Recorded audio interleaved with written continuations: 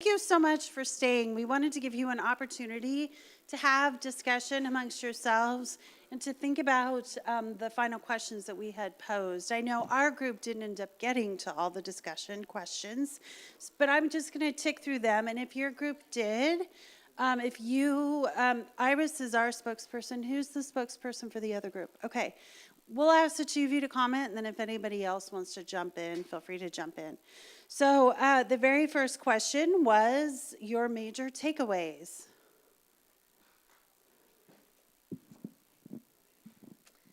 All right.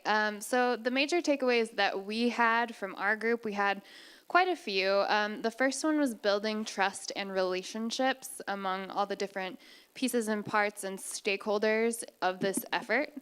The second was the scalability of this effort, so starting small, but then being able to scale up into more of a statewide view of this issue. Then we had the balance in dual credit courses with teacher credentialing, so balancing the kids, making sure that they get the education that they need, but also that dual credit. Another takeaway that we had was college and career pathways, not college or career pathways. So really having both the college and the career pathways available to students and not necessarily making them choose between the two. Then we had a common understanding and framework and just really building up a common vocabulary in the state amongst all of the different pieces and parts and players in this effort.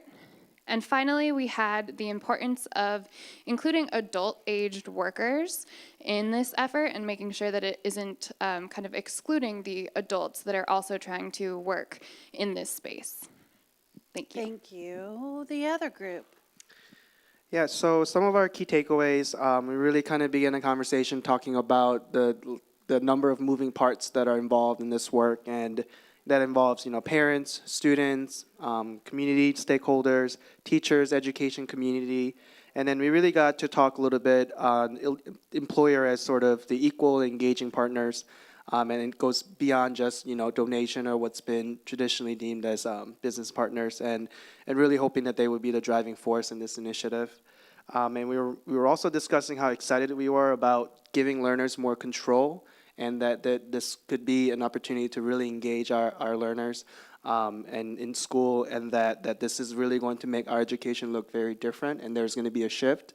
And then also that with that shift, that we need to really prepare ourselves, our teachers, and just everyone that we mentioned earlier about all the people that are engaged in this work. Great. The next question was, how can this work in both rural and urban or suburban areas? And I know our group did not get to that question. Did you have some thoughts on that? Sure. We talked a little bit about the idea of regional coalition, and so we may perhaps begin with a framework or a template, but eventually that it needs to be driven from the region, knowing that they have different needs and that they have different resources, different demographics, and so we know to make sure that we have an equity and buy-in from all of these areas, that the work needs to be driven from their own community. And then also to think about how careers look now, and then to think about how careers look in the future. And lastly, we talked a lot about just focusing on execution, that it is good to continue to innovate, but at a certain point we kind of have to stop the research and the innovation and get to the execution and get to the implementation stage so that we can really start to see what this work looks like. Thank you.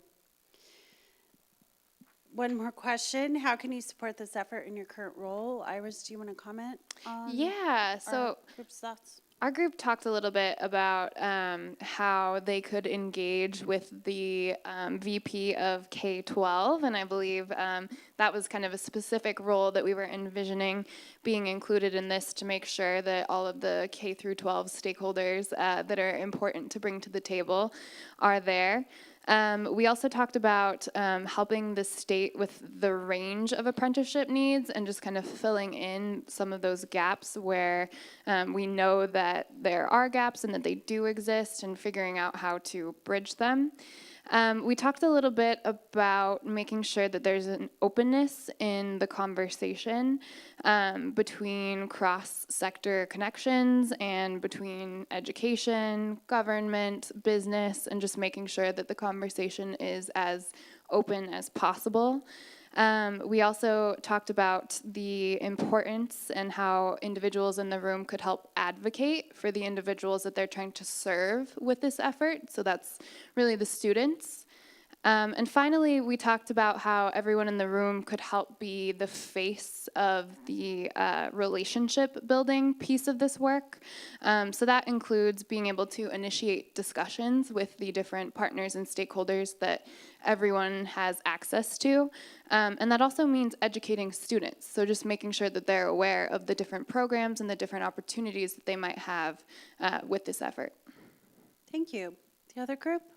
Yeah, really building on the last thing the other group said, we talked a lot about the outreach portion of it and thinking about how do we collaborate better with the Indiana Office of Work-Based Learning and Apprenticeship, and how do we bring together these resources that already exist and to then disseminate to the community around us. That we talked about the importance of conversation and communicating what was said here to those that we work with, and then we also talked about not just talking about this at high level, but also thinking about, so who owns some of these responsibilities? And, could we perhaps create some kind of a toolkit that other people have access to so that when they have questions, that there are some answers that they can get? And so, yeah. Thank you. And then we had one final question. How can you support, next steps, 3 to 5 next steps. And I don't think our group got to that. Were you able to get to that one? Okay.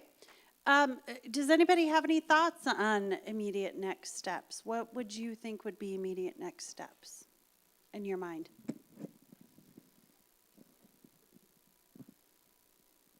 Anyone? Or is everyone just completely tired? Yes.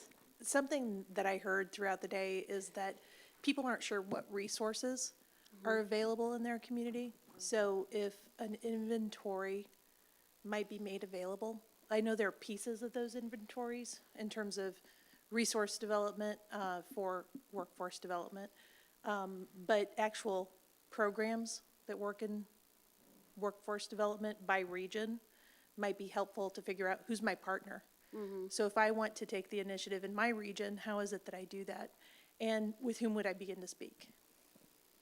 I know one of the things that keeps coming up, I think throughout the day, but came up in our group too, under an earlier question, but certainly applies to this, is the need for common language and a common sense of how you're defining things so that you can be having the discussion both across industry and education and everyone sort of speaking the same language. So that to me seems like something that might be a next step.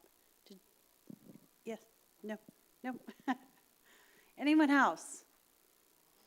All right, well, thank you so much for sticking. Okay. Oh, I was yes. just going to say, Yes. those who are part of the governor's workforce cabinet, I think that's probably a great venue, along with the legislators, to continue this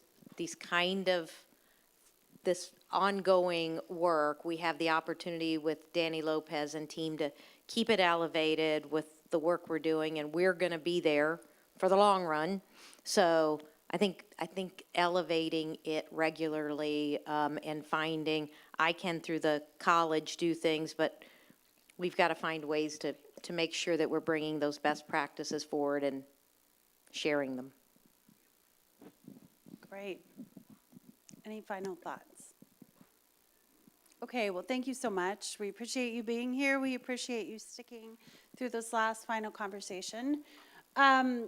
As a reminder, please fill out the evaluation form that's on the app. We would love to get your feedback. Remind your colleagues who are here to do the same. We did, in case you have not heard, we had some challenges with technology through the live webcast, but the meeting is archived. We recorded the whole thing.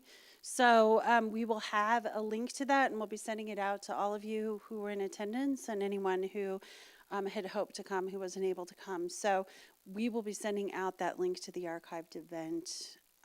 So you will have that. Thank you very much, and have a safe trip home.